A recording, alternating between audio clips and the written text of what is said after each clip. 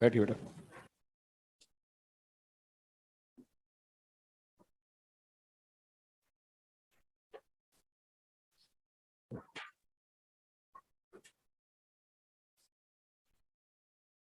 Transistor चालू हो गया था।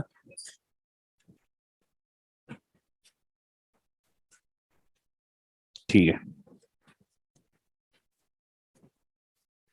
तो अपनी बात इस ट्रांजिस्टर के बेसिस पे चल रही थी।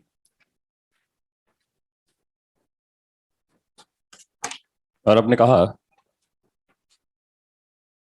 कि ये इनपुट, ये output, minus plus, input resistance, mic, बड़ी बैटरी, आउटपुट रेजिस्टेंस, ठीक है, और स्पीकर। जहां पर अपनी बात चली तो अपन ने कहा कि एक तरफ एमीटर वाला हिस्सा है, एक तरफ कलेक्टर वाला, और ये बेस। ठीक है, दो तरह के ट्रांजिस्टर्स, एनपीएन और पीएनपी। जब आप एन पी एन लोगे तो ये स्थिति, जब आप पी एन पी लोगे तो ये स्थिति। ठीक है, डायरेक्शन ऑफ करंट कहां से कहां तक? पी से एन तक, और एरो का बनाओगे एमीटर पे। ठीक है, पर एक सवाल आया जेई में, विच इज बेटर? एक सवाल आया, कौन सा बेटर ऑप्शन, एनपीएन या पीएनपी? भाई हमने कहा देखो, बेटर और बेस्ट की बात करना ही बेकार है, क्योंकि हमारे लिए तो कम्युनिकेट कराने के लिए डिवाइस यूज करनी है, और दोनों डिवाइस बढ़िया काम करनी है, पर जो क्विकली काम करेगी वो अच्छी है। तो क्विकली काम वो करेगी जिसमें फ्री चार्ज कैरियर्स की मोबिलिटी ज्यादा होगी। भाई फ्री चार्जेस तो आप अपने हिसाब से होल इलेक्ट्रॉन बढ़ा रहे हो ना, ठीक है, तो मोबिलिटी किसमें ज्यादा है? इलेक्ट्रॉन की ज्यादा है। और इनमें देखें तो आप नोटिस करो कि यहां पर इलेक्ट्रॉन इस पूरे में ज्यादा है, यहां पर होल्स ज्यादा है।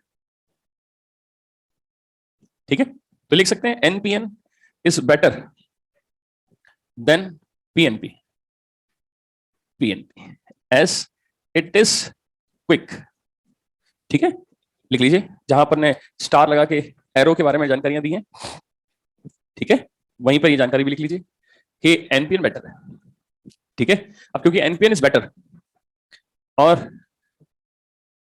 कोर्स में भी यही है, तो अब हमारे पास में बहुत सारे सवाल हो गए जिन पर अपन को शुरुआत करनी है। तो इसकी वर्किंग पे चलेंगे तो हमको सब मालूम पड़ता जाएगा। तो लिखते हैं वर्किंग। ठीक है, अब वर्किंग में थोड़ा सा बड़ा डायग्राम बना देता हूं। ये रहा, एक तरफ एन है, एक तरफ पी है, एक तरफ एन है। अब आपको ये तो समझ में आ रहा होगा कि एक तरफ एमीटर ले लूं, कलेक्टर ले लूं, और बेस ले लूं। तो मैं आपको बता दूं, एक्चुअली किताब वाला तो ये डायग्राम बनाता है। ठीक है, ये रहा एमीटर, ये रहा बेस, और ये रहा कलेक्टर। ठीक है, तो ये बनाता है। ठीक है, ये और पतला कर दूं बस। ठीक है, इसका साइज, इसका साइज, इसका साइज। पर अभी अपन डायग्राम कैसे बना सकते हैं? कोई ऐसा हार्ड एंड फास्ट नहीं है अभी, ठीक है, क्योंकि अपन चीजों को समझ रहे हैं। ठीक है, तो ये रहा बेस। यहां पर मैंने सर्किट बनाना स्टार्ट किया, सर्किट बनाना स्टार्ट किया। यहां से इनपुट देंगे, या इनपुट का रेजिस्टेंस या इनपुट की बैटरी, या आउटपुट का रेजिस्टेंस या आउटपुट की बैटरी। ठीक है, अब ऑब्वियस बात है, यहां बैटरी आएंगी। ठीक है, ये इनपुट सेक्शन आएंगे, ये राजा बेटा आउटपुट सेक्शन आएगा। ठीक है, तो ग्राफ बनेंगे। ठीक है, तो अब इसके ग्राफ बनेंगे। तो आई इनपुट, वी इनपुट, ठीक है, इसी तरह से आई आउटपुट, वी आउटपुट। ठीक है, चलिए, कौन कब कैसे काम करेगा उसके ऊपर बात करनी है। तो जब आप एन को पी के साथ जोड़ोगे और पी को एन के साथ जोड़ोगे तो ऑब्वियसली बात है आपके पास में डिप्लीशन लेयर्स बनेंगी। तो हमने यहाँ पर डिप्लीशन लेयर बना दी, यहाँ पर भी डिप्लीशन लेयर बना दी। एन वाले हिस्से में प्लस आएगा, पी में माइनस, एन में प्लस, पी में माइनस। तो आपके पास में एक आ गया इंड्यूस इलेक्ट्रिक फील्ड का डायरेक्शन, ये आ गया। ठीक है, अब सोचो कि यहाँ पर डोपिंग की बात करनी है। ठीक है, और यहाँ पर डोपिंग, और इसके कंपैरिजन में यहाँ डोपिंग। ठीक है, तो पहली चीज जो ध्यान रखनी है अच्छे से वो ये है कि डोपिंग फॉर एमीटर, ठीक है, इफ 100%, तो बेस की डोपिंग इसकी तुलना में 2 या 5%। ठीक है, माने एमीटर की डोपिंग जितनी कर रखी है उसकी तुलना में बेस की डोपिंग कितनी होनी चाहिए? मुश्किल से 2 या 5%। मैंने हम इंटरेस्टेड ही नहीं है इसकी डोपिंग में, ठीक है। दूसरा, हमने कहा कि इसका साइज भी नहीं हुआ है, तो size of base is about 10⁻⁻6 metre. Base का साइज भी नेग्लिजिबल, ठीक है।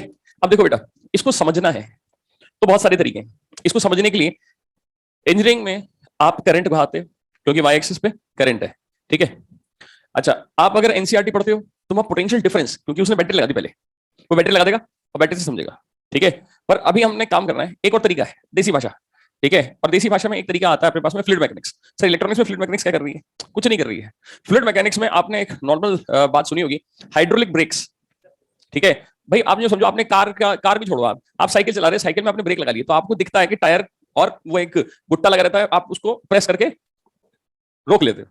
पर बड़ा बड़ा ट्रक जो होता है हैवी लोडेड, ठीक है, जिसमें मालूम पड़ा 3-4 टन का तो सामान रखा हुआ है, उसको रोकना कितना मुश्किल है। क्योंकि आपने पढ़ा है, आपने ये पढ़ा है मैकेनिक्स में कि मोमेंटम की बात पढ़ी आपने, जिसमें मास बहुत ज्यादा है उसका मोमेंटम बहुत ज्यादा है, और जिस वस्तु का मास बहुत ज्यादा है, मोमेंटम बहुत ज्यादा है, उसको रोकना आसान नहीं है, ठीक है। तो आप उसके अंदर कौन से ब्रेक लगाते हैं? हाइड्रोलिक ब्रेक लगाते हैं। आप देखिएगा ट्रक वगैरह में जब ये ब्रेक लगता है तो ठुस ठुस की आवाज आती है, ठीक है। तो बात ये आ रही है कि हम इसको समझे तो समझे कैसे? तो भाई इसको समझा जाएगा छोटे से माध्यम से। आप सोचो, ट्रक को आप जब रोकते हो तो ट्रक को रोकने के दो तरीके हैं। एक तो खुद सामने के खड़े हो जाओ, हमने कहा हमसे तो नहीं रखने वाला, ट्रक वाला पागल निकला, उसमें ब्रेक नहीं लगे तो हम निकल लिए। या फिर अंदर घुस जाओ और अपनी पूरी औकात के अनुसार ब्रेक लगा दो। तो हम कितनी फोर्स लगा देंगे? 50 न्यूटन, 80 न्यूटन, 100 न्यूटन, और ट्रक रुकेगा, इतना मैसिव ट्रक हमारे इतने से फोर्स से रुक जाता है। तो हम तो लगाएंगे चुन्नू सी फोर्स, और ट्रक इस फोर्स को कन्वर्ट कर देगा बहुत ज्यादा।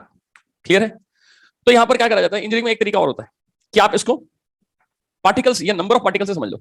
मैंने हमने कहा कि इसको नंबर ऑफ इलेक्ट्रॉन से समझ लेते हैं, ठीक है। सिग्नल को समझाने के लिए, सिग्नल मतलब करंट या सिग्नल भी हो सकता है, तो अपन इसको किस तरह समझे, ठीक है, नंबर ऑफ इलेक्ट्रॉन समझ लें। अब इस डायग्राम को पढ़ना शुरू करते हैं। यहां पर क्या है? हमने कहा इनपुट में माइक है, इनपुट में माइक है, इनपुट में कुछ रेजिस्टेंस है, ठीक है, और आउटपुट में कुछ लोड रेजिस्टेंस है। क्लियर है? अब सोचो, जस्ट इमेजिन आपको सिग्नल फेंकना है, तो आपने यहां कुछ बोला, ठीक है, यहां कुछ बोला। जब आप यहां कुछ बोलोगे तो आपके द्वारा जनरेट किया गया सिग्नल कहां जाएगा? आउटपुट में, ठीक है। और सिग्नल तब आगे जाता है जब डिप्लीशन लेयर पार होती है। हमने कहा बिल्कुल सही। तो सिग्नल लेके कौन जाएगा? Free charges. और इधर फ्री चार्जेस कौन है? मेजोरिटी में इलेक्ट्रॉन्स। मैं पहले आपको सिंपली इसका तरीका बता रहा हूं, फिर एनसीईआरटी के तरीके भी बता दूंगा, ठीक है, और आपको करंट का तरीका भी बता दूंगा। और पहले समझिएगा, यहां पर इलेक्ट्रॉन्स आगे जाने, हमने कहा बिल्कुल बहुत बढ़िया, ये इलेक्ट्रॉन आगे जाएंगे, फिर आगे बात चलेगी। तो कितने? तो हमने कहा फॉर एग्जांपल 100 इलेक्ट्रॉन भेजते हैं, ठीक है। Let's talk about 100 electrons. हमने पूरी कहानी गिनती 100 इलेक्ट्रॉन के रेस्पेक्ट में रख ली, ठीक है। लेट्स कंसीडर 100 इलेक्ट्रॉन, ठीक है। 100 इलेक्ट्रॉन की थ्योरी लेते हैं कि हमने कुछ भी बोला, ये सिग्नल आगे जाना है। क्लियर? अब मुझे एक चीज बताना, इसको भूल जाओ अभी। आप तो ये देखो, क्या ये डिप्लीशन दिख रही है? नहीं दिख रही? जब डिप्लीशन दिख रही है तो डिप्लीशन का काम क्या था? ये जो इंड्यूस इलेक्ट्रिक फील्ड थी, इसने क्या किया था? इन मेजोरिटी को कम करा था, अपोज किया था। तो ये आगे बढ़ने की कोशिश करते थे, तो ये 100 हो चुके थे, और यहाँ के क्या थे? माइनॉरिटी। भाई यहाँ तो होल मेजोरिटी में ना, पर इलेक्ट्रॉन क्या होंगे? माइनॉरिटी। आप समझ पा रहे हो? तो यहाँ पर क्या कोई क्रॉसिंग होगी? भाई टाइम t इक्वल टू 0 पे जब वोल्टेज ही नहीं है, ठीक है, तो क्या क्रॉसिंग ऑफ इलेक्ट्रॉन्स होगी? जब क्रॉसिंग ऑफ इलेक्ट्रॉन नहीं होगी तो कोई करंट नहीं होगा। सिंपल सी बात है, तो नॉर्मल बात है। अब आपको करना क्या है? आप ध्यान दीजिए कि इस इंड्यूस इलेक्ट्रिक फील्ड का डायरेक्शन क्या है? ये है प्लस और माइनस। अब आपको ये इलेक्ट्रॉन आगे खींच रहे हैं, तभी तो सिग्नल आगे बढ़ेगा, ठीक है। तो आपको अब ये आगे खींचना है, तो 100 इलेक्ट्रॉन को आगे खींचना है। तो इलेक्ट्रॉन क्या है? अरे एक बकरी के बच्चे को भी बुलाना है तो अपन को उसको खाना दिखाना पड़ेगा। तो ये तो इलेक्ट्रॉन है, चार्ज पार्टिकल, तो इसको खींचना है तो इसको क्या दिखाना पड़ेगा? पोटेंशियल, पॉजिटिव या नेगेटिव? तो पी पॉजिटिव होना चाहिए और एन नेगेटिव होना चाहिए। इसका मतलब एक्सटर्नल इलेक्ट्रिक फील्ड की वजह से इस पे क्या लगेगा? फोर्स, ठीक है। तो ये क्या होगा? भागेंगे आगे, ठीक है। अब मुझे बताना कि ये इलेक्ट्रॉन्स आगे जब भागेंगे तो ये क्या अचानक से भाग जाएंगे या ग्रेजुअली आगे भागेंगे? ग्रेजुअली आगे भागेंगे। तो हम क्या चाहते हैं? 100 के 100 इलेक्ट्रॉन आगे आ जाए, ठीक है, क्योंकि सिग्नल इन्हीं के पास में, ठीक है। तो ये 3 केस होंगे, ध्यान देना। एक वो केस होगा जब एक्सटर्नल इलेक्ट्रिक फील्ड छोटा है, एक वो केस होगा जब एक्सटर्नल इलेक्ट्रिक फील्ड जस्ट बराबर है, और एक वो केस होगा जब एक्सटर्नल इलेक्ट्रिक फील्ड बड़ा है, ठीक है। तो क्या आपको ये चीज समझ में आ रही है कि एक्सटर्नल इलेक्ट्रिक फील्ड बड़ा है इंड्यूस से? बोलो, 3 हिस्से होंगे। तो उसको चेक करने के लिए सबसे पहले मुझे बताओ कि पी वाले को मुझे किससे जोड़ना पड़ेगा? पॉजिटिव से। और एन वाले को किससे जोड़ना? नेगेटिव से। तो ये रही मेरे पास इनपुट बैटरी, और ऑटोमेटिकली पी प्लस से हो गया, एन माइनस हो गया, तो इनपुट टाइम आ गया फॉरवर्ड। क्या इनपुट रिवर्स में मार सकता था क्या मैं? संभव ही नहीं है। क्योंकि अगर इनपुट रिवर्स में होता तो अपन इसको पढ़ नहीं पाते, इलेक्ट्रॉन आगे बढ़ नहीं पाते। क्लियर है साहब? ठीक है, तो अब मुझे एक चीज बताना कि इलेक्ट्रॉन का डायरेक्शन कहां से कहां तक है? एन से पी। तो करंट का डायरेक्शन कहां से कहां था? पी से एन। तो एमीटर के अंदर आप ध्यान दीजिएगा, अगर ये पी है और ये एन है, ये एमीटर है, ये कलेक्टर, ये बेस है, तो डायरेक्शन ऑफ करंट हमेशा कहां से कहां तक? पी से एन। कोई दिक्कत? तो हमने कहा जी ठीक है, आगे बताते हैं। तो ये 100 इलेक्ट्रॉन जो आगे खींच रहे हो, ये अचानक से खींचेंगे, टेक टाइम। ठीक है, ये वोल्टेज धीरे धीरे बढ़ाते जाएंगे। ठीक है, तो होगा क्या? होगा ये कि पहले ये 100 इलेक्ट्रॉन आगे खींच ही नहीं सकते। जब तक ये इलेक्ट्रॉन आगे नहीं खींचेंगे, कब तक नहीं खींचेंगे? जब तक नी वोल्टेज पार नहीं हो जाता। मतलब जब तक ये इलेक्ट्रिक फील्ड्स इतनी ना हो जाए कि ये बाहर निकल सकता हो, तब तक तो करंट कहां मिलता है? मिलता ही नहीं। ठीक है, और उसके बाद अचानक से करंट मिलता है। तो ये तो देखा देखा डायग्राम लग रहा है। तो हमने कहा तो डायोड है। डायोड है तो ये क्या है? ये पी एन जंक्शन को ही तो रिप्रेजेंट कर रहे हो। तो एक टाइम पे एक ही सर्किट तो चालू रखोगे। ठीक है, अब चलते हैं आगे। क्लियर है? अब ये 100 इलेक्ट्रॉन कहां आ गए? ठीक है, ये 100 इलेक्ट्रॉन आ गए पी में। क्लियर है? अब बेटा पी के लिए ये 100 इलेक्ट्रॉन माइनॉरिटी चार्ज कर रहे हैं मेजोरिटी? ठीक है, ये तो माइनॉरिटी है क्योंकि आप पी में घुस गए हो। भले ही आपने डोपिंग कम कर रखी है। ठीक है, वो तो अपन ने कहा है 2 या 5, 2 या 5% बोला है मैंने। हो सकता था मैंने यहाँ 1 लाख इलेक्ट्रॉन गुजर रखे हो, उसकी तुलना में यहाँ पर 10,000 ही हूं, या 1,000 ही हूं, 5,000 ही हूं। अब मेरी बात समझ गए? ठीक है, ये 2-5% चल रहा है और ये इलेक्ट्रॉन की बात कर रहे हैं। क्लियर है? चलिए अब आती है बेस पे बात। हम क्या चाहते हैं? क्या हम इलेक्ट्रॉन जो 100 इलेक्ट्रॉन माने हैं अपन ने, ठीक है, क्या इनको यहीं रुकाना चाहते हैं? नहीं। अगर बेस की साइज बड़ी होती तो इलेक्ट्रॉन यहीं एक्युमुलेट होना स्टार्ट हो जाते, रुकना स्टार्ट हो जाते, ठहरना स्टार्ट हो जाते। दोबारा समझिएगा। ठीक है, ये ऊपर नीचे घूमने वाला जो सीढ़ियां होती हैं बिल्डिंग में आमतौर पे, ठीक है, ये ठीक है खुली खुली रखी जाती हैं, पर बहुत बड़ी चौड़ी चौड़ी रखी जाती हैं क्या? कभी नहीं। अगर यही सीढ़ियां अपने डबल साइज की होती हैं इस बिल्डिंग में भी, ठीक है, तो शर्तियां लगा लो, जाने आने के लिए इतनी जगह मिलती लोगों को, और बाकी बची हुई जगह पे लोग बैठे हुए होते हैं। आपने देखा होगा जैसे कॉलेजेस वगैरह में आपने, ठीक है, देखा होगा पब्लिक सिटी पे पड़ी रहती है ना?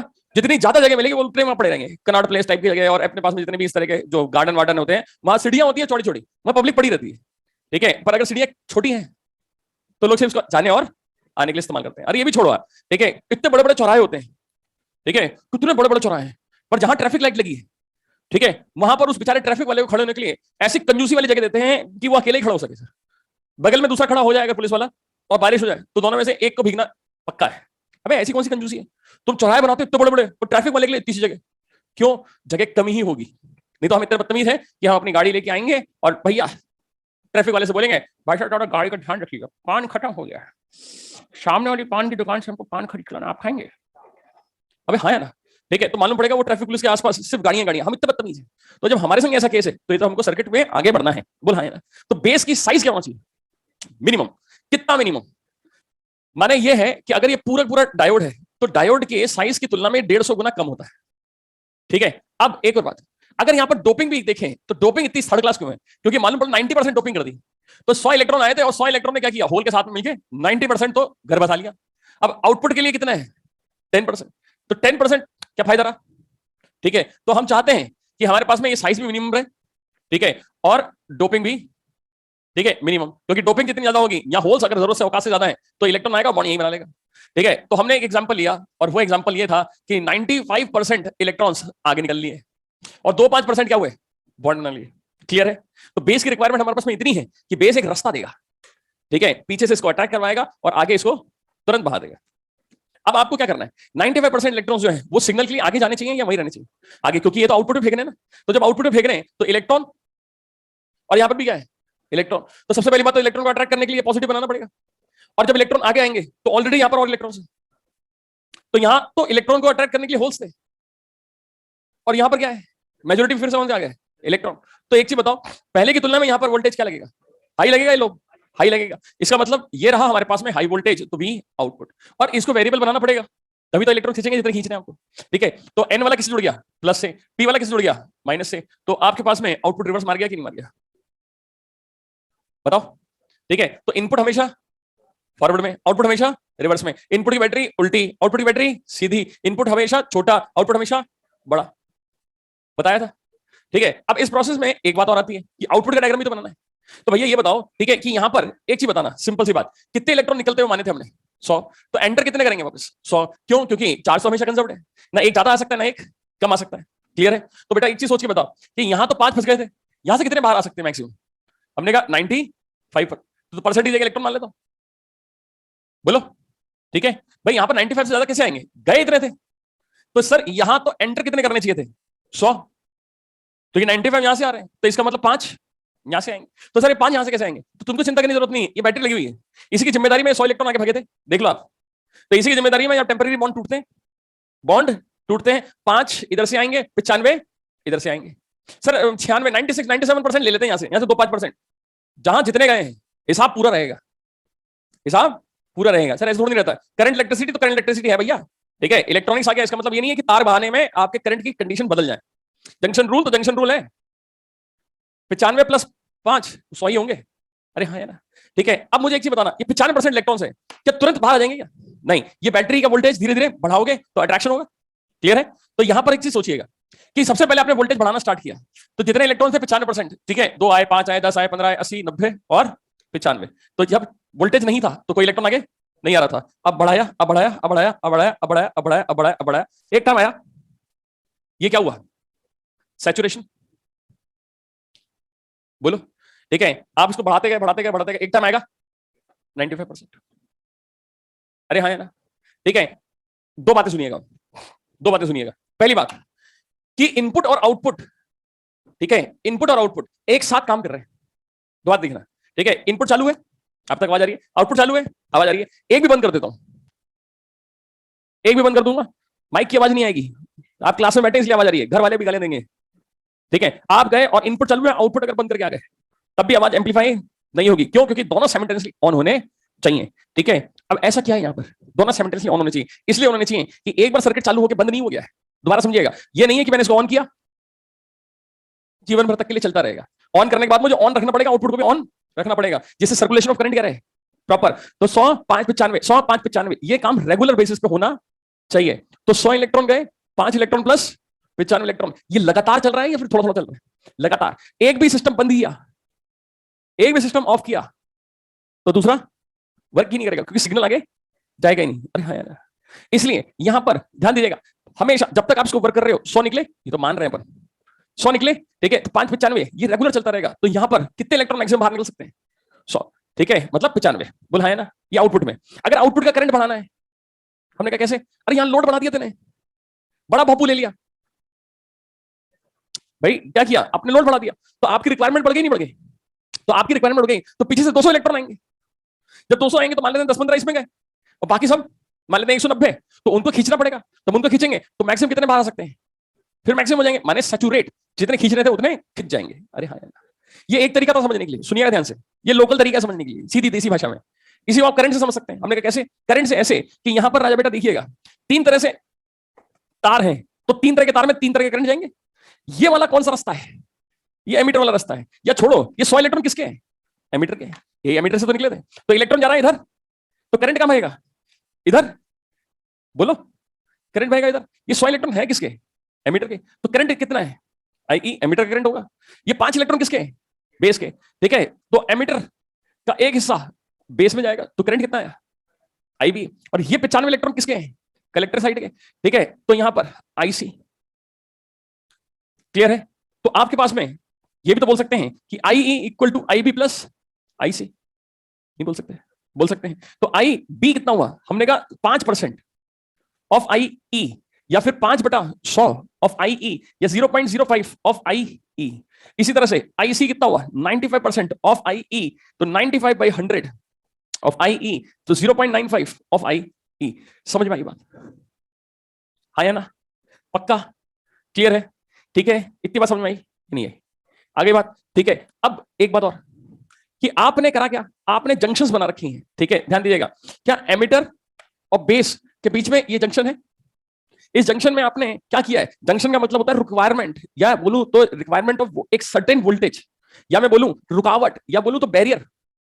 तो इन दोनों पॉइंट्स के बीच में एक बैरियर था, उसका बैरियर पोटेंशियल था, और हमको पोटेंशियल डिफरेंस एक्सटर्नल लगाना पड़ा था अपने पार्टिकल्स को बहाने के लिए, बोला है, इसलिए ये जंक्शन कहलाता है, ठीक है। ये दोनों टर्मिनल्स का पॉइंट डिफरेंस क्या कहलाता है, जंक्शन। ऐसी बेस और कलेक्टर है, इसमें भी तो इलेक्ट्रॉन को खींचना है, इसलिए यहां पर भी तो पोटेंशियल डिफरेंस लगा, तो बेस और कलेक्टर के बीच में भी एक जंक्शन है, क्लियर है। तो यहां पर भी तो पोटेंशियल डिफरेंस लगा रहे हैं, अब क्योंकि यहां पर भी पोटेंशियल डिफरेंस लगा रहे हैं, तो इस पॉइंट्स के बीच का भी तो जो सेक्शन है उसको बोलेंगे जंक्शन, क्या बोलेंगे, जंक्शन। तो अभी आपको एक चीज समझ आई कि हमारा मेन मुद्दा क्या है। हमारा मेन मुद्दा अजीब टाइप का है, ठीक है। हमारा मेन मुद्दा सिर्फ इतना सा है कि इनपुट में जो भी आपने करा उसका सिग्नल कैसे भी करके कहां फेंकना है, आउटपुट में। कैसे भी करके कहां फेंकना है, आउटपुट में। तो उसको फेंकने के लिए दो बैटरी लगेंगे क्योंकि दो सर्किट है ना। टर्मिनल कितने हैं, तीन है कि नहीं है। तो हमने कहानी क्या रखी, 105 95। आप पहले इसको नोट कर लीजिए क्योंकि जैसे जैसे धीरे धीरे आगे बढ़ेंगे न्यूमेरिकल सेक्शन पे आएंगे अपनी आप चीजें समझ में आना स्टार्ट हो जाती हैं। फटाफट बना लीजिए इसको। सर ये चारों पांचों पॉइंट्स भी लिखने, बिल्कुल लिखने बेटा।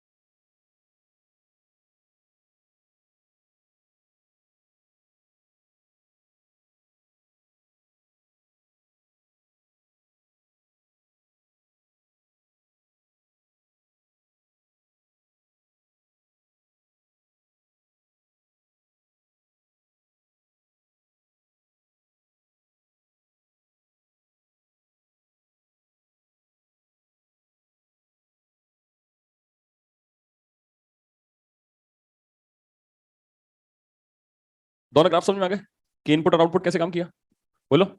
ठीक है, दोनों में बैटरी की रिक्वायरमेंट कैसे है। Are you getting this point. अब किताब वाला क्या करता है, चाहे एनसीईआरटी हो चाहे अपने पास में कोई भी किताब हो, वो रटवाते हैं। वो बोलते हैं कि एक सर्किट है जिसमें आपको इनपुट रखना है हमेशा फॉरवर्ड में, आउटपुट रखना है हमेशा रिवर्स में। उसकी कहानी यहाँ से शुरू होती है। अरे रखना ही क्यों है, तो कारण आपके सामने। आपका मेन मुद्दा यह है कि आप जो भी बोलोगे, ठीक है, या जो भी इनपुट रखोगे वो इनपुट आपका कहाँ फेंकना है, आउटपुट में। और इनपुट लेके जाएगा कौन, फ्री चार्जेस। तो फ्री चार्जेस के मूवमेंट की कंडीशंस को आपको कैसे गवर्न करना है, वो ये। ठीक है। अच्छा, कई बात ऐसी होती है कि भाई हमने इतनी बुरी तरह से पढ़ रखी चीजें कि साहब रिवर्स में तो करंट एंगल ही बनाता है कि नहीं है। तो या तो रिवर्स मार रहे हैं अपन, तो करंट तो मिलना ही नहीं चाहिए। तो आपको मैं एक चीज बता दूं, रिवर्स में करंट कब नहीं मिलता है, और डायोड में भाई। ये डायोड छोड़ दिए, पहली बात तो। अच्छा, इस पूरी कहानी को अगर एनसीईआरटी से चलें तो एनसीईआरटी पोटेंशियल डिफरेंस से समझाती है। ठीक है, किससे समझाएगी, पोटेंशियल डिफरेंस है। ठीक है, और पोटेंशियल डिफरेंस से मैं समझाऊंगा, पर अभी नहीं, थोड़ी देर बाद। क्योंकि पहले आप ठंडा करके खाइए, क्योंकि ज्यादातर बच्चों का ट्रांजिस्टर डिटेल में पढ़ा हुआ नहीं होता है। तो पहले सिंपल वे से समझिए, कुछ न्यूमेरिकल करने की स्थिति में आइए, थोड़ा कॉन्फिडेंस बनाइए, और फिर अपन स्टार्ट करेंगे कि आपको अगर ये बेसिक 105 95 दिमाग में सेट हो गया, उसके बाद चलेंगे डिप्लीशन के ऊपर। ठीक है सर, ये ग्राफ और भी तरीके से समझा सकते हैं, बिल्कुल बेटा। ठीक है, ये ग्राफ और भी तरीके से समझा सकते हैं। ये थिकनेस ऑफ डिप्लीशन लेयर से समझाए जाते हैं इंजीनियरिंग में। आप देखो फॉरवर्ड में डिप्लीशन लेयर की थिकनेस कम होती जा रही है, होती है या फिर बढ़ती है, कम होती जा रही है। और रिवर्स मारते थे तो बढ़ती थी, है कि नहीं है। तो ये जो ग्राफ आते हैं इसको अपन डिप्लीशन लेयर की थिकनेस से भी समझते हैं। पर बात ये आ रही है कि अगर आप पहली बार पढ़ रहे हैं इसको, ठीक है, मेन मुद्दा ये है, तो आप ठंडा करिए अभी, एकदम से हड़बड़ाइए मत। जो सबसे सिंपलेस्ट तरीका हो सकता है मैं अभी उससे इंट्रोड्यूस किया, जिसमें बिल्कुल आपको सिर्फ क्या करना है, 100 इलेक्ट्रॉन बहाने, उसके लिए 5 95 खड़े करने हैं आपको, कैसे भी करके। उसको खींचने के लिए आपने क्या किया, बैटरी बैटरी लगाई, और बैटरी वेरी कर रही है। आप देखो एक्स एक्सिस में जो वोल्टेजेस हैं ये कांस्टेंट नहीं है, ये वेरिएबल है। ठीक है, ये वेरिएबल है। सर वो इनपुट करंट एम्पियर में आएगा, मिली एम्पियर में आएगा, माइक्रो, मैं तो वो भी नहीं लिखा, मैं तो वो भी नहीं बताया आपको। ठीक है, आगे बताऊंगा, अभी तो वो भी नहीं। अभी तो सिंपल इतना समझिएगा कि ग्राफ का पैटर्न कैसे बन रहा है, ये ध्यान रखिए बस। और 105 95 से सीखिए इसको। ठीक है, और टाइम मिलते ही डू योर सेल्फ नंबर 4 पे आ जाइएगा, जो पेज नंबर 133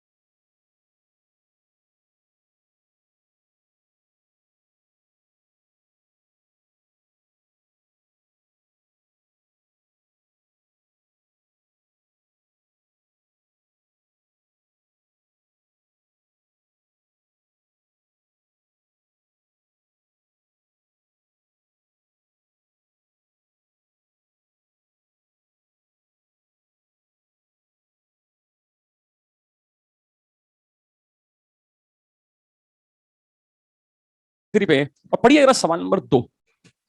तो पहले छाप लें, बिल्कुल छाप लो। आपको पहली बात क्या जस्टिफाई हो गई कि इनपुट बैटरी छोटी और उल्टी और आउटपुट बैटरी बड़ी और सीधी क्यों है?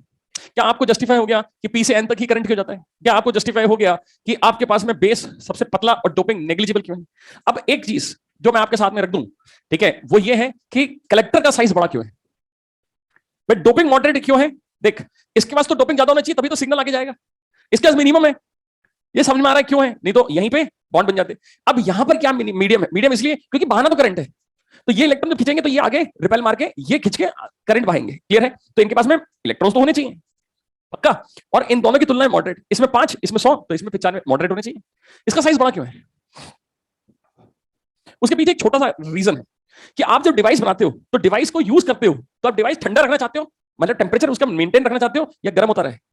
मेंटेन रखना चाहेंगे क्योंकि इसके खुद के पास भी इलेक्ट्रॉन है, पीछे से भी अट्रैक्ट हो रहे हैं। तो अगर इसका साइज छोटा होता तो due to accumulation of electrons तो यहां पर इलेक्ट्रॉन्स आते और जाते, ये कंसंट्रेशन एरिया ज्यादा है। समझ रहे हो? तो आप जरा इमेजिन करना सुई को गर्म करना ज्यादा, उसी टेम्परेचर पे कम टाइम पे सुई ज्यादा गर्म होगी या फिर कोई मेटल की थाली? बताओ। माने अगर किसी का एरिया क्रॉस सेक्शन छोटा है उतने टाइम में टेम्परेचर क्या होगा? बढ़ जाएगा। मगर या छोड़ो, ऐसे सोचो, एक आपने कप ले लिया, कप में चाय रख ली, ठीक है, और चाय रख ली और चाय पिलाने के लिए खौलती हुई चाय दे दी, और कई लोग कटोरी में डाल के जरूर जरूर पी लेते हैं, ठीक है। तो अगर एरिया क्रॉस सेक्शन बढ़ गया तो टेम्परेचर कम हो जाता है। क्यों? क्योंकि उसको हीट को ज्यादा एरिया मिल गया, ठंडा होने की प्रोबेबिलिटी क्या होती है? बढ़ जाती है। तो इसका एरिया बढ़ गया तो यहां पर पावर लॉसेस क्या हो जाते हैं? मिनिमाइज हो जाते हैं। बोला है ना? ठीक है, चलिए इस सवाल पे आए। ठीक है, तो शीट में पेज नंबर 133 पे आइए फटाफट से, ठीक है, बिना आलस के। देखो सवाल कैसे आएगा, पढ़ने की कोशिश करिए जल्दी से।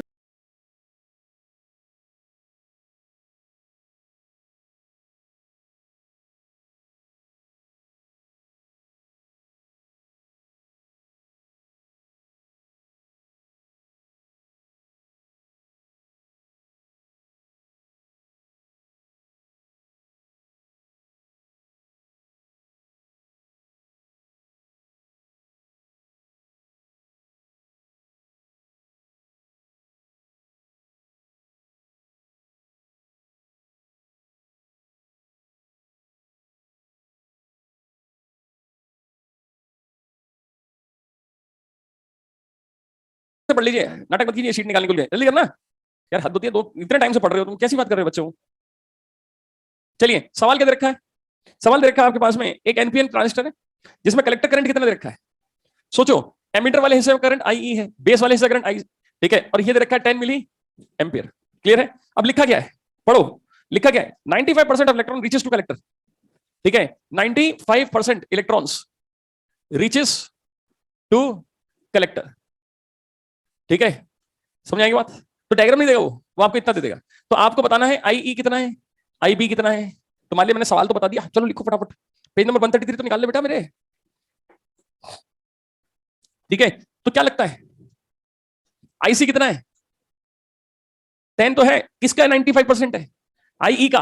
अब इनपुट करंट का बोलो, ठीक है। तो कर दो ना सवाल, काहे रो रहे हो? फटाफट करके खत्म करो उसको जल्दी। आ गया आंसर? तेरे को सवाल समझ नहीं आया तो करा क्यों नहीं तूने? अच्छा पड़ोस में शीट ही नहीं दे रही, बड़ी बेकार है वे। तो उसी ये शीट किसकी है? ये मेरी, मतलब किसकी? तेरी है। तो काहे को देगी तेरे को शीट?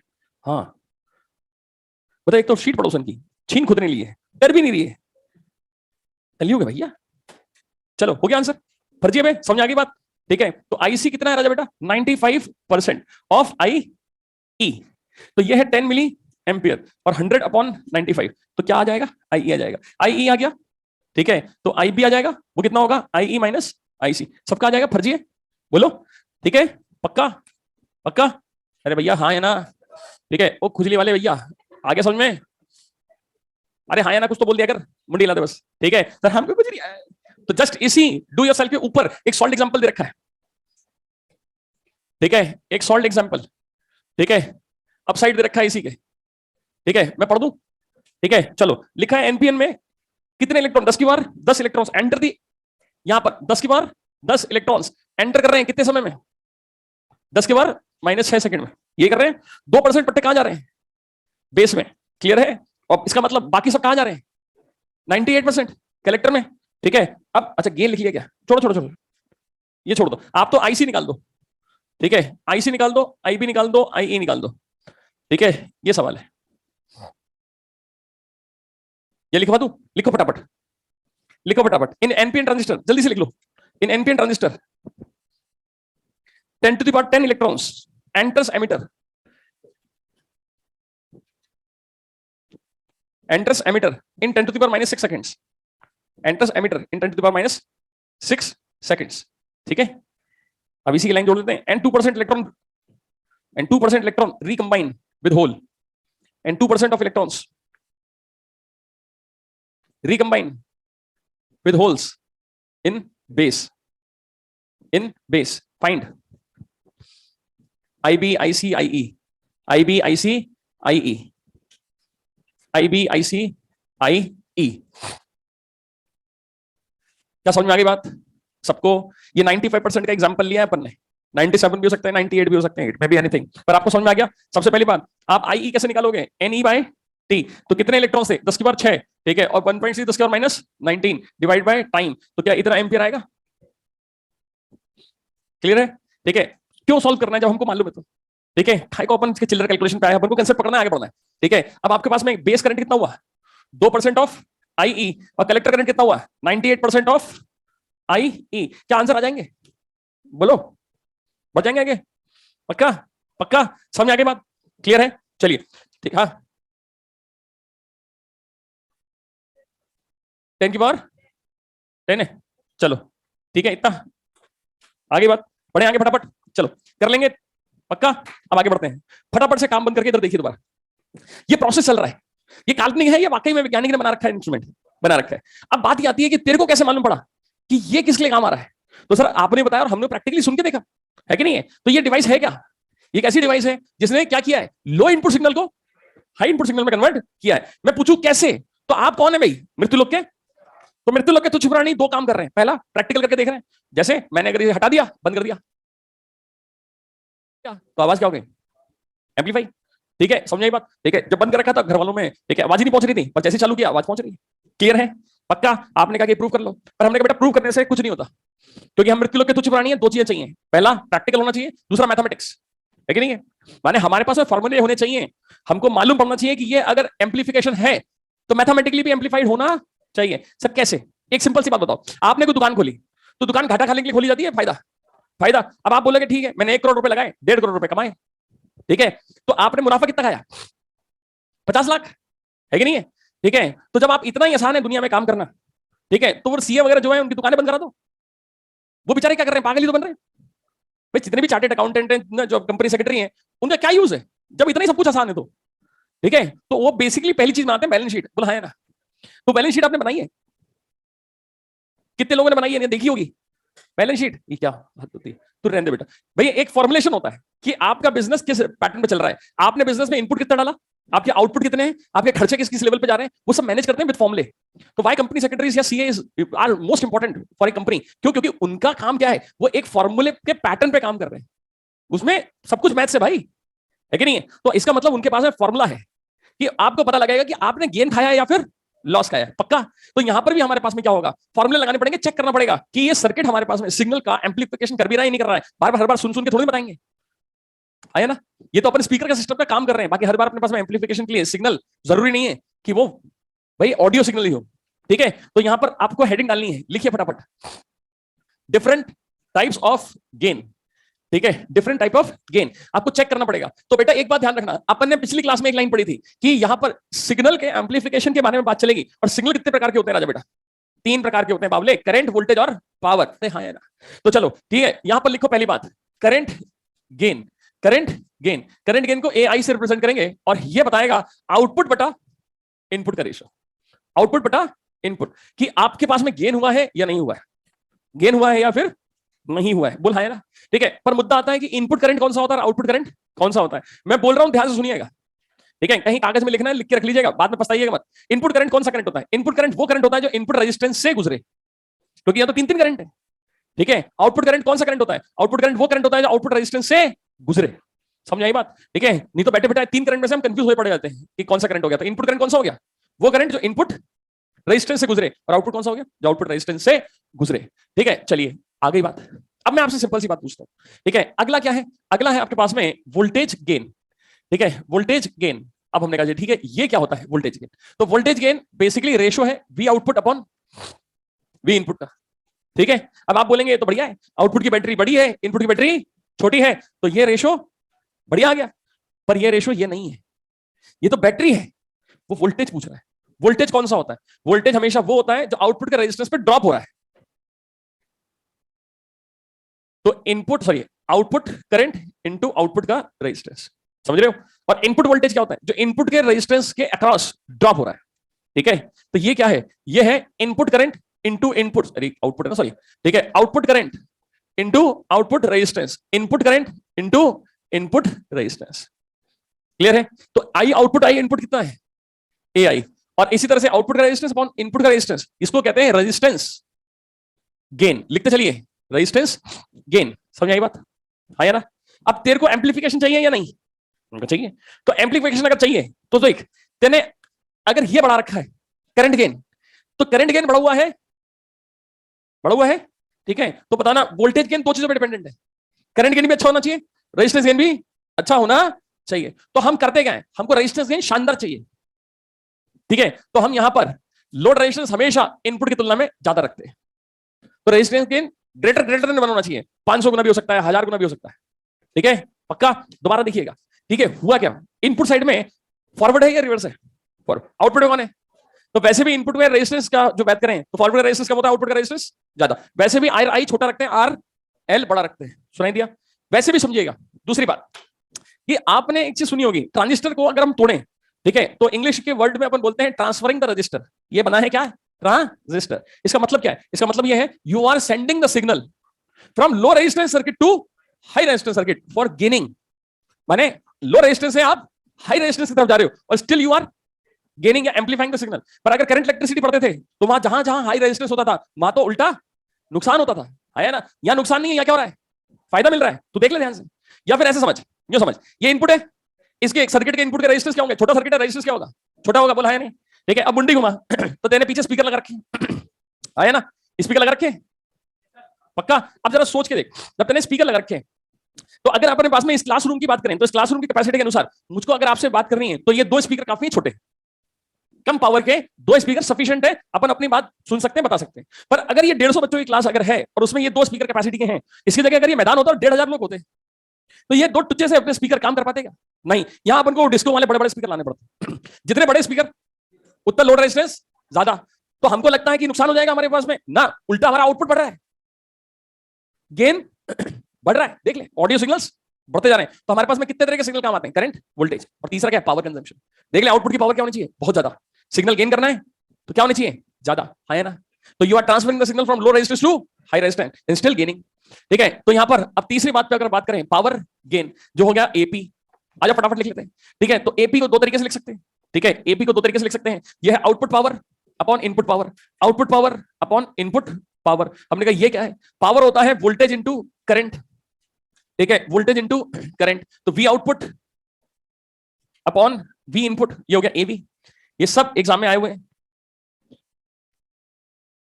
ठीक है, अच्छा, पावर का फॉर्मूला होता है आई स्क्वायर आर।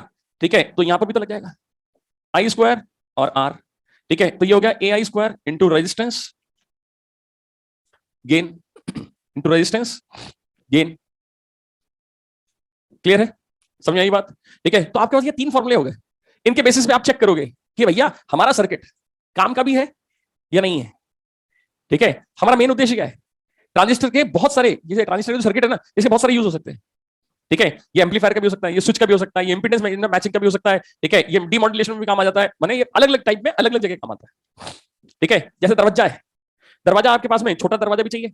ठीक है, दरवाजे की जगह आपके पास में खिड़की भी तो क्या है? सॉर्ट ऑफ दरवाजा है, माने आपके पास में तिजोरी का भी क्या है? दरवाजा है। तो दरवाजा एक कंसेप्ट है और आप उसको कहां अप्लाई कर रहे हो, किस साइज, किस शेप, किस साइज का, किस डिजाइन का, ये डिपेंड करता है। तो यही ट्रांजिस्टर, ट्रांजिस्टर एक डिवाइस है जिसका एक उपयोग, बहुत सारे उपयोगों में से एक उपयोग एम्पलीफिकेशन। और हमारे कोर्स में एम्पलीफायर है। ऐसा जरूरी नहीं है कि ट्रांजिस्टर का हमेशा एक ही उपयोग हो, सिर्फ सिग्नल को एम्पलीफाई करना, ऐसा नहीं है। हमारे कोर्स में एम्पलीफायर। क्लियर है? तो हमारा जितना भी कोशिश रहेगी वो एक ही चीज ढूंढने की रहेगी, क्या हमारा सिग्नल बढ़ा हुआ मिल रहा है या नहीं। तो उसको चेक करने के लिए ये सर्किट पड़ा हुआ है सामने, इसी को उठाते हैं। जरा सोच के बता, आउटपुट का करंट कौन है? आउटपुट में करंट कौन है? आईसी। इनपुट में कौन करंट है? आईई। तो मैंने अगर करंट गेन मारा तो ये महाराज तो 95% है इसके, इसका मतलब 95/100। अरे ये तो भाई लेस देन बना गया, देखना चेक कर ले तू, है कि नहीं है?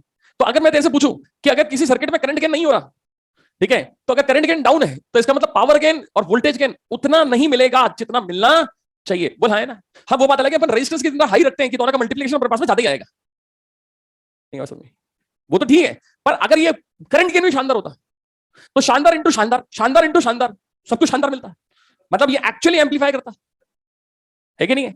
तो इसका मतलब हम क्या कर रहे हैं, हम मैथमेटिक्स लगा के चेक कर रहे हैं कि हमारे लिए ट्रांजिस्टर के बहुत सारे यूज में से कोर्स में कौन सा यूज है, एम्पलीफायर। तो ये अपने 3 सिग्नल को हर हालत में एम्पलीफाई कर पा रहा है या नहीं? तो हमने कहा ये वाला सर्किट तो नहीं कर रहा।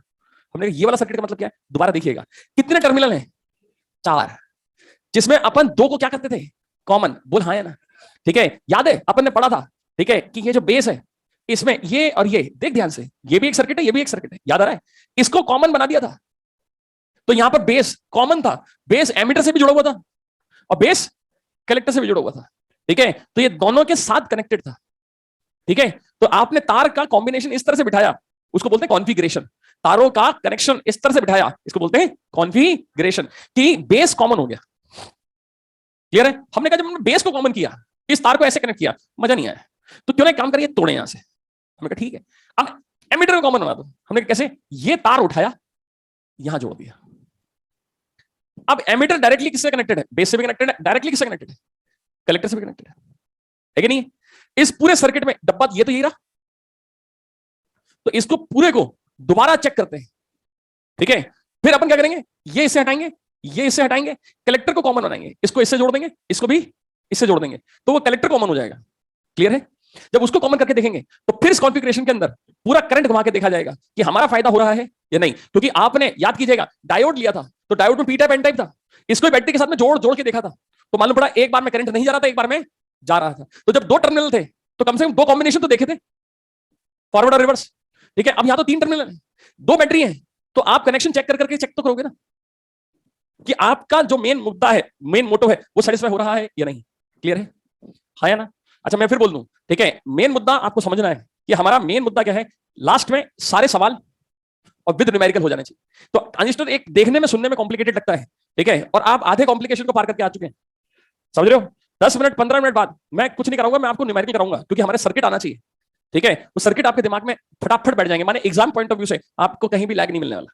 हो सकता है आपके अभी अजीब सा लग रहा हो कि चल क्या रहा है, ठीक है, पर मैं फिर बोल रहा हूं आप आराम से देखते जाइए, सुनते जाइए, छोटा सा टॉपिक है और एग्जाम में आ रहा है आजकल, ठीक है। वो बात अलग है कि हम पढ़ते नहीं है इसको रेगुलर वे में, तो इसलिए हम कंफर्टेबल नहीं है इसकी थ्योरी से, ठीक है। तो आइए यहां लिख लेते हैं डिफरेंट टाइप ऑफ कॉन्फ़िगरेशंस, फटाफट से हेडिंग डाल ले, डिफरेंट टाइप ऑफ कॉन्फ़िगरेशंस। अब तेरे को समझ में आएगा कि why we are writing different type of configurations, ठीक है, क्योंकि हमने चेक किया, तो हमको फॉर्मूले के अनुसार चेक करना है कि कौन बढ़ रहा है कौन घट रहा है। उसमें पहला लिखो कॉमन बेस कॉन्फ़िगरेशन। ये कॉमन बेस का एग्जांपल था कि नहीं था? ठीक है, तो कॉमन बेस को तूने कैसे लिखा था, एक तरफ एमीटर था, एक तरफ बेस था और एक तरफ कलेक्टर था, ये दोनों मिल गए, ऐसे तो लिखा था, ठीक है। इनपुट में क्या आया था, आईई, आउटपुट में क्या आया था, आईसी आया था कि नहीं आया? या फिर ठीक है, और इसको ऐसे भी तो बना सकते थे, ये सोफा सेट, ये एमीटर कलेक्टर और बेस, बोल बेटा, है कि नहीं है? भाई सर्किट बनाने के लिए आ जाए तो ये भी तो बना सकते हैं, ठीक है। अच्छा आपने प्रूफ किया है ये इनपुट में आईबी होगा या आईसी होगा या आईई होगा, आपने सर्किट देखा था ना अभी, ठीक है। तो यहां का करंट गेन जो लिखा जाता है, ध्यान दीजिएगा, यहां का करंट गेन लिखा जाता है क्या है, वो है आउटपुट बटा इनपुट। आउटपुट में कौन है, आईसी, इनपुट में कौन है, आईई। ये कितना है, 95% ऑफ आईई, ये कितना है, तो हमको क्या मालूम पड़ा कि ये 1 से छोटा आ रहा है, ठीक है। तो इसलिए ये हमारे पास में करंट गेन नहीं कर रहा है, इसलिए हम इसको छोड़ रहे हैं, ठीक है। पर जरूरी नहीं है कि ये यहां काम नहीं आ रहा, एम्पलीफिकेशन में तो ये कहीं काम नहीं आएगा ना जी। मैंने क्या कहा, ट्रांजिस्टर एक बहुत ही डायनेमिक रेजिस्टेंस सर्किट है, ठीक है, और इसकी खास बात यह है कि इसके बहुत सारे यूज हैं, पर 2 दिक्कत आती है। पहली बात, ट्रांजिस्टर आपने जीवन में पढ़ा ही नहीं कभी, तो आपको यूज मालूम ही नहीं है। दूसरा, हमारे कोर्स में सिर्फ क्या है, एम्पलीफायर, तो हमको इसके उन सर्किट्स में बात करनी है जो एम्पलीफिकेशन में काम आ जाए। क्लियर है? इसलिए हम ज्यादा कॉम्प्लिकेसिटी में घुसेंगे नहीं इसके, ये कर लिया। चलिए दूसरा, हमने कहा यहां पर ये फ्लॉप हो गया, अब अगर कॉमन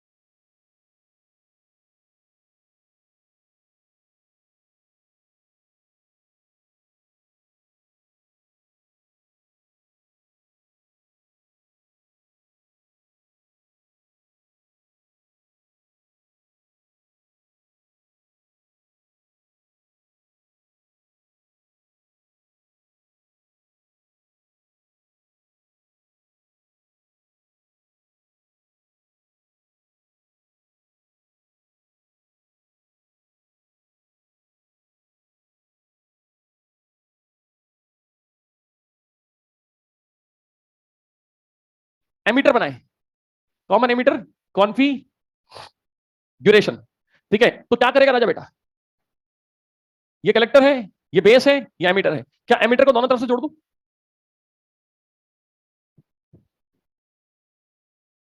एमीटर बेस से भी कनेक्टेड है, एमीटर उसी समय कलेक्टर से भी कनेक्टेड है। सर ये हो क्या रहा है? ठीक है, तो इसमें ना तेरी गलती ना मेरी गलती है। ठीक है, ये 12वीं क्लास की छोटी सी चीज है और आप लीडर के बच्चे हो।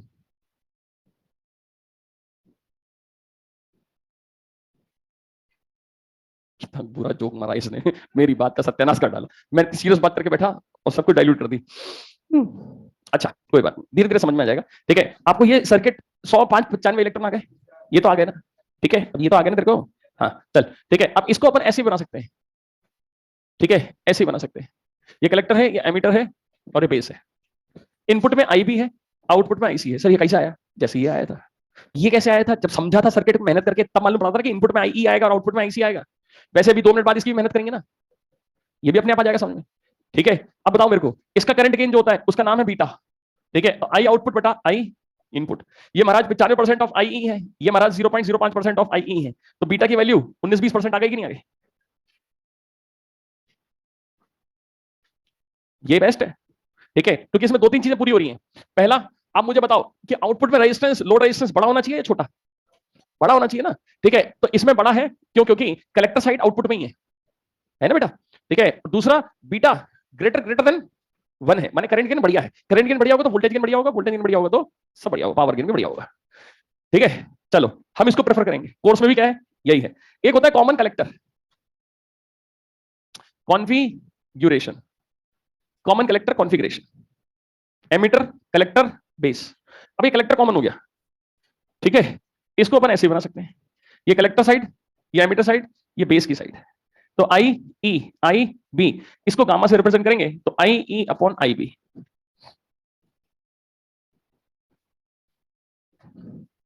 तो अल्फा बीटा एंड गामा। ठीक है, तूने छाप लिया? बिल्कुल छाप लिया बेटा। तो सबसे शानदार कौन सा निकलेगा अपना? कौन रिक्वायरमेंट पूरी हो रही है? आउटपुट का लोड रेजिस्टेंस शानदार चाहिए। ठीक है, और दूसरा करंट गेन भी शानदार चाहिए। क्या कह रहे हैं? डबल?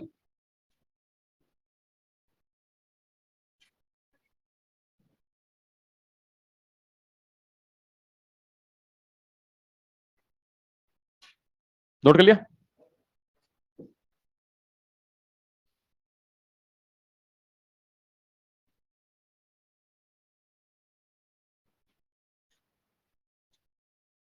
देखो सवाल कुछ भी बन रहे हैं, ठीक है, पर अगर आपने एक बार रीडिंग में लगा रखी है तो ये चैप्टर के साथ में ये दिक्कत है कि आप सवाल कर देंगे। एक होता है छोड़ के जाए चैप्टर, एक होता है हम चैप्टर को गाली देके जाएं, एक हम पढ़ रहे हैं हाफ हार्टेडली पढ़ रहे हैं, बिना विश्वास के पढ़ रहे हैं। ठीक है, और एक होता है कि जो बताया जा रहा है सीक्वेंस वाइज समझते जाओ और दिमाग में बिठाते जाओ। ठीक है, तो मुझे बताओ I equal to I B plus IC है कि नहीं है? ठीक है, अगर मैं आईसी गिरा दूं, मान लेते हैं सर मैं आई बी गिरा दूं, कुछ भी गिरा दे, क्या फर्क पड़ रहा है? ठीक है, तो अगर मैंने आईसी भी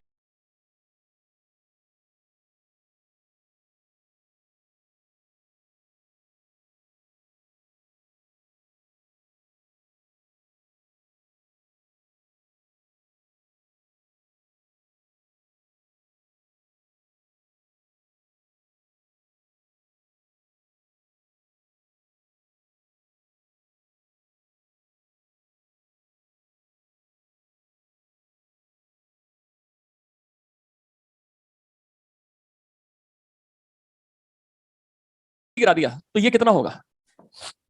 ये होगा कि नहीं होगा? अब देख बेटा, क्या आईसी बटा आईई कुछ लिखा है? ठीक है, तो ये क्या है? ये 1/अल्फा, ये क्या है? 1/बीटा। ये आ गया कि नहीं आ गया?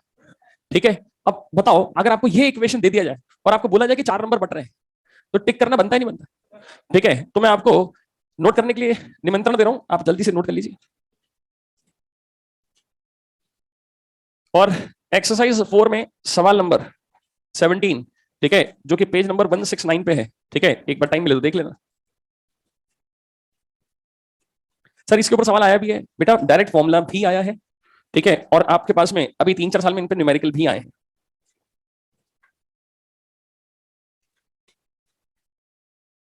इसको कर लीजिएगा। ठीक है, फिर डू योर सेल्फ नंबर 4 पे आइएगा, जो कि प्रश्न नंबर 133 पे है। उसमें एक बार सवाल नंबर 1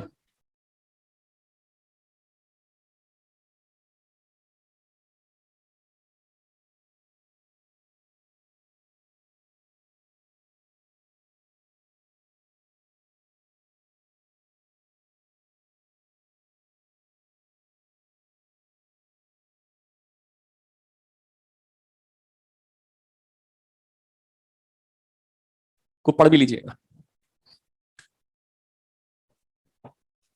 देख मेन मुद्दा यह है, मैं बार बार बोलूंगा कि हमारा सवाल, कंसेप्ट और जो टॉपिक पढ़ रहे हैं वो समझ में आना चाहिए, उसकी रिलेवेंसी समझ में आनी चाहिए कि वो पेपर के लायक है कि नहीं है। ठीक है, पर ध्यान दे दूं पेपर में आ रहा है। अगर ये सवाल आप कर चुके हो, ठीक है, एक्सरसाइज 4 का, तो पेज नंबर 133 पे आइए। आ गए पेज नंबर 133 पे, डू योरसेल्फ। क्या हुआ, हो गया? ठीक है, चलिए कर लिया सबने वन। ठीक है, जिन नहीं किया वो फटाफट आए। क्या दे रखा है? बीटा दे रखा है, अल्फा पूछा है। फॉर्मूला क्या है? ठीक है, तो 1/अल्फा इक्वल टू 1/50 प्लस 1, तो 51/50, तो अल्फा कितना हो गया? 50/51। पक्का? सवाल नंबर 3 पढ़े। सवाल नंबर 3 पढ़े। कॉमन एमिटर एम्पलीफायर है, एमिटर, तो आप अल्फा की बात कर रहे हैं, बीटा की बात कर रहे हैं, गामा की बात कर रहे हैं? बीटा। बीटा कितना दे रखा है? 69 दे रखा है, नहीं दे रखा है? देख ले तू ध्यान से। अब क्या है, ये कितना होता है जल्दी बता। आई सी अपॉन आई बी होता है कि नहीं होता है? देख लो आप। ठीक है, दिया क्या है सवाल में? ठीक है, आपको आई ई दे रखा है, एमिटर करंट कितना? 7 मिली एम्पियर, बोलना बेटा। ठीक है, तो तेरे से आई सी और आई बी पूछ सकता है? सॉल्व कीजिए फटाफट।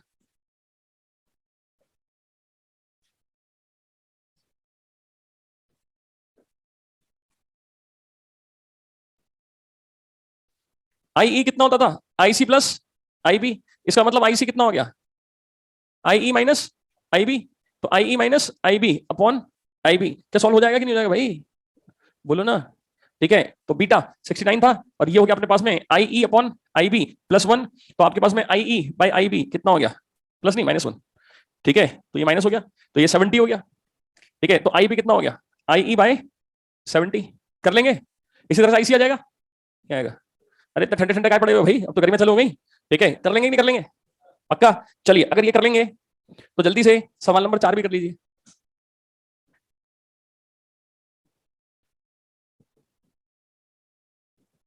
सवाल नंबर 4 क्या दे दिया है? आई ई दे दिया, आई बी दे दिया, अल्लाह फर्जी आदमी। अल्फा पूछ लिया। अल्फा कितना होता है? आई सी अपॉन आई ई, तो आई सी क्या होता है? ठीक है, ये कितना हो गया? 1 minus I B by I E. एक पूछने लायक सवाल है बे, एक पूछने लायक सवाल है, पेपर में आ रहा है। छोड़ जा सर, ट्रांजिस्टर बेकार चीज, हमको समझ में नहीं आएगा। तो नहीं आएगा तो नहीं आएगा, क्या कर सकते हैं? 4 साल इंजीनियरिंग में वो तो पढ़ा तो रहा है। अगर ये इतनी रद्दी होता तो 4 साल की इंजीनियरिंग में न्यूटन को पढ़ाता ना वो। सर मेरे को तो मैकेनिकल में जाना है। अभी तो किसी में भी जा, तो किसी में भी जा, फर्स्ट ईयर तो आपका 11वीं 12वीं वाला ही है, और उसके अंदर आपको हर ब्रांच के बारे में थोड़ी थोड़ी इन्फॉर्मेशन मिलेगी। सेकंड ईयर में 70% या 60% आपका कोर ब्रांच का टॉपिक होता है, 30-40% बाकी ब्रांचेस के टॉपिक होते हैं। तो अगर आप ये सोच रहे हैं कि सब में तो माइनिंग में जाऊंगा तो मेरे को ना ये इलेक्ट्रॉनिक्स नहीं पढ़नी पड़ेगी, भूल के मत जाइए, सब में जाइए, वो हर चीज पढ़वा के निकालेगा तेरे को। ठीक है, ये डॉक्टरी है, डॉक्टर साहब को सब आता है, चाहे वो डेंटिस्ट हो तो वो ऑपरेशन भी कर लेता है। ठीक है, तो इंजीनियरिंग और डॉक्टरी कहने में लगती है कि यार नहीं नहीं मेरे को तो ये इंजीनियर है, मैं तो वो इंजीनियर, उस टाइप का आना सब होता है और वो सिखा देते हैं सब। हाँ, वो बात अलग है कि 2-2.5 साल से जो इंजीनियर निकल के पढ़ रहे हैं वो गोबर कर रखे हैं, क्योंकि उनको जो लैब में जाकर प्रैक्टिकल करने हैं वो घर पे कंप्यूटर में बैठ के कर रहे हैं। मैकेनिकल वाला, सिविल वाला, ये घर पे कैसे लैब में प्रैक्टिकल बिना किए इंजीनियर बन सकता है? मुझे समझ नहीं आया। चलो इतनी बात आ गई। अरे लिख ली नहीं लिख ली? तो मुझे ये बताओ कि मेरे पास में रिक्वायरमेंट क्या है, एम्पलीफिकेशन की या नहीं? हमको तो एम्पलीफायर पढ़ना है, कोर्स में क्या है? एम्पलीफायर भाई। ठीक है, समझ में आई बात? कोर्स में है एम्पलीफायर। ठीक है, अब जैसे आपके पास में इंजन होता है, सुनना मेरी बात है, आपने पिस्टन का नाम सुना है? ठीक है, जो पिस्टन जो होता है, कार्बोरेटर का नाम सुना है? ठीक है, तो चाहे ट्रक हो, चाहे कार हो, चाहे बाइक हो, चाहे स्कूटर हो, ठीक है, सब में क्या होता है? किसी में 2 स्ट्रोक, किसी में 4 स्ट्रोक। ठीक है, तो पिस्टन इंजन होते हैं सारे। ठीक है, पर मैंने कहा कि हमको करना ही मोटरसाइकिल पढ़नी है, हमने पढ़नी बाइक है, 2 स्ट्रोक ही पढ़ना है अपन को। ठीक है, तो हमको ना तो ट्रक के इंजन के बारे में पढ़ना है, ना हमको कार के इंजन के बारे में पढ़ना है, हमें सोचना भी नहीं है। पक्का? तो वही बात हमारे संग आती है कि हमारे पास में ट्रांजिस्टर के काफी सारे यूज हो सकते हैं, पर उसमें से एक यूज जो है क्या? एम्पलीफायर। तो हमारे पास में हुआ क्या, सदियों पहले जो अपने पास में पहला ट्रांजिस्टर बनाया गया था, उसके अंदर का जो काम था, मैंने तो वो सर्किट उठा के यहां दिख लिया। ठीक है, पर उस सर्किट मालूम पड़ा वो निकला कॉमन बेस, और कॉमन बेस में मजा नहीं आया। समझ में आई बात? ठीक है, तो हमने कहा कि अब हमारी मजबूरी है कि अब हमको ऐसा सर्किट पढ़ना है जो हमको एम्पलीफिकेशन करके दे। क्लियर है? तो सर जो एम्पलीफिकेशन वाला कौन सा है? तो कॉमन एमीटर, तो लिखो कॉमन एमीटर। Common ammeter. तो सर ये कोर्स में यही है, हाँ, तो कॉन्फ़िगरेशन, ठीक है। तो सर यही पढ़ना है, हाँ, वो भी कौन सा, NPN। अच्छा, तो जब पढ़ना ही यही था, काम में यही है, तो 1 घंटे से क्या टाइम बर्बाद किया हमारा। तो मेरे से मत पूछो, एनसीईआरटी से पूछो, पहली चीज। दूसरा, आप अगर ये नहीं समझ पाते कि बेस कैसे काम कर रहा था, तब तक आप इसको पहुंचते नहीं। तो अब आपके पास में क्या है, फुल स्पीड पे मैं बोर्ड भर रहा हूं, ठीक है, आप छापिएगा। दूसरी दिक्कत ये है कि आज आप सिर्फ छाप ही पाएंगे क्योंकि मैं बोर्ड भर रहा हूं, ठीक है। अब आपको मजे की बात है, आप एक बार छाप लीजिए। मेरी दिक्कत ये है कि मुझे अगली बार भी छापना पड़ेगा पूरा बोर्ड। क्यों? क्योंकि मुझे 1 घंटे बोलना है, फिर जो बोर्ड पे लिखा हुआ रहेगा उसी के न्यूमेरिकल कराने। तो आपको मैं थोड़ा थोड़ा आइडिया दूंगा। तो पहला